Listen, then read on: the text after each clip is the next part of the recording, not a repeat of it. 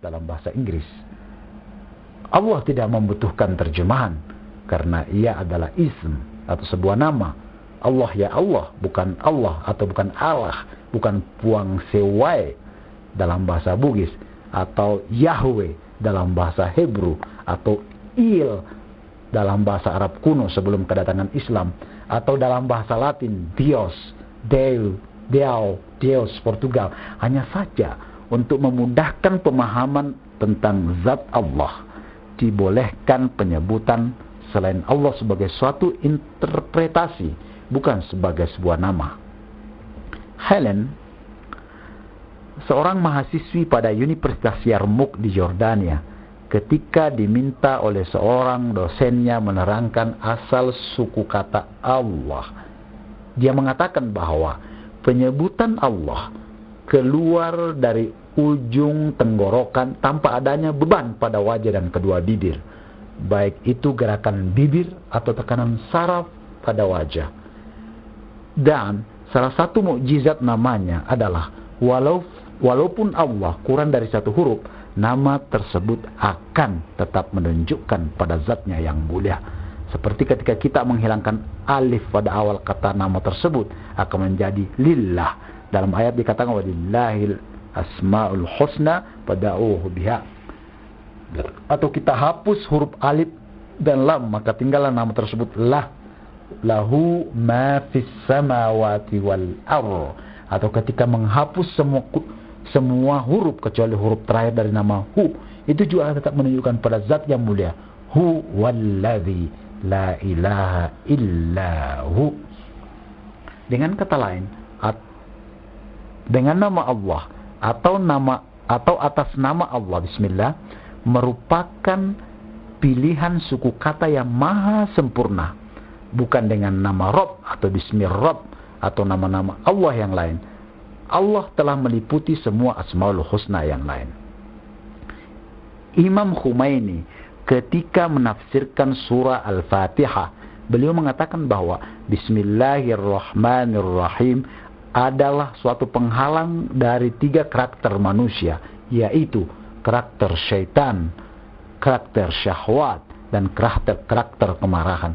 Beliau menambahkan bahwa yang dapat menghalangi jalur syaitan kepada manusia adalah lafaz Allah, penjinak syahwat adalah lafaz Ar-Rahman, dan peredam kemarahan adalah lafaz Ar-Rahim.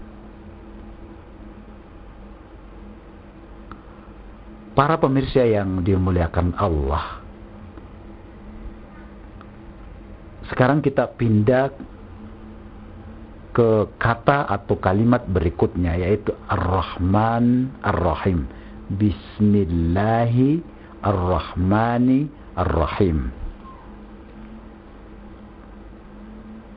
Dalam sebuah hadis qudsi Allah berfirman, Anar Rahman khalaqtur rahim wa syaqaqtu laha isman min ismi faman wasalaha wasalathu wa man qata'aha qata'athu. Keduanya merupakan sifat Allah yang berasal dari kata rahimah dalam bentuk mubalaghah, dalam artian Allah bukan saja pengasih akan tetapi maha pengasih. Allah bukan saja penyayang akan tetapi maha penyayang. Ulama bahasa mencoba memberikan batasan atau pengertian terhadap kedua sifat Allah tersebut di atas. Sifat Ar-Rahman, Allah Subhanahu wa taala dalam bentuk mubalaghah, berarti kasih sayang Allah meliputi semua makhluk ciptaannya tak terkecuali, baik itu makhluk yang mengimani eksistensi dan kasih sayangnya maupun yang mengingkarinya, baik itu makhluk Allah yang bertaubat maupun yang bermaksiat kepadanya, baik itu makhluknya yang ada di darat maupun yang ada di laut. Adapun sifat Allah Ar-Rahim, para ulama berpendapat bahwa kasih sayang Allah terbatas kepada orang-orang yang beriman. Dalam bentuk mubalaghah atau kemahaan pada sifat tersebut berkonotasi kepada keabadian atau kekekalan kasih sayangnya di akhirat insyaallah. Para pendengar yang dimuliakan Allah, sebelum saya mengakhiri bahasan ini, tidak ada salahnya kita mencoba mencari hikmah atau kandungan basmalah serta biasnya dalam kehidupan realitas kita. Berikut ini saya mencoba memberikan beberapa contoh atau contoh kasus mengenai rahasia basmalah, baik yang sifatnya periwayatan dari para sahabat Rasulullah maupun di era kita sekarang ini. Yang pertama, seorang kaisar Roma di masa Khalifah Umar radhiyallahu an pernah mengeluh karena sakit kepala yang tiada hentinya dideritanya melalui suratnya kepada khalifah dan memohon bantuan khalifah untuk mengirimkan obat untuk menyembuhkannya. Beliau Khalifah Umar radhiyallahu anhu mengirimkan peci atau songkok kepada sang kaisar. Setiap kali memakai songkok tersebut, sakit kepala kaisar pun hilang, dan setiap kali melepaskannya, sakit kepala kaisar muncul kembali, hingga kaisar memeriksa songkok tersebut dan mendapatinya tulisan Bismillahirrahmanirrahim.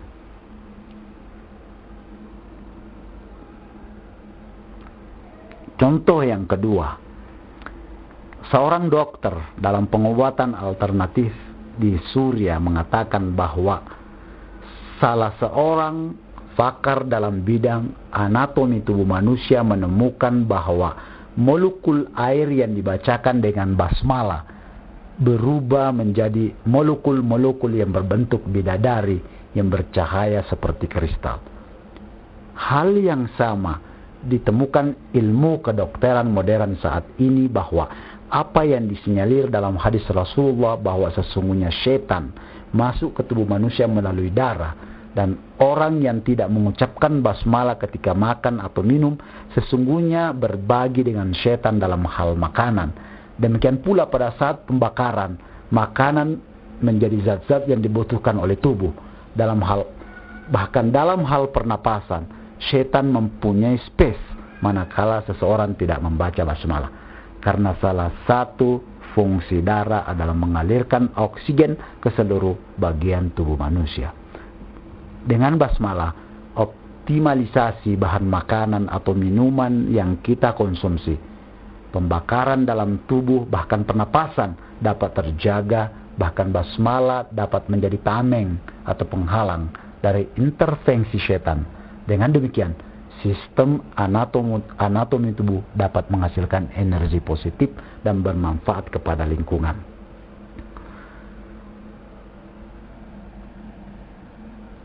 Para pendengar yang dimuliakan Allah, untuk kita ketahui bersama bahwa Bismillahirrahmanirrahim hanya diperuntukkan kepada Rasulullah dan umatnya setelah Nabi Sulaiman. Innahu min Sulaiman wa innahu bismillahirrahmanirrahim, sebagai pemungkas untuk kehidupan dunia dan akhir. Bahkan Nabi Nuh alaihissalam untuk mendapatkan keselamatan dari banjir besar yang dikenal dengan taufan Nuh, beliau menggunakan hanya 50% dari kalimat basmalah, yaitu Bismillahi majreha wa mursaha atau Bismillahi majraha wa mursaha. Demikian, semoga bermanfaat. Wallahu a'lam bissawab. Minallahil musta'an wa ilaihi ittiqalan. Wassalamu alaikum warahmatullahi wabarakatuh.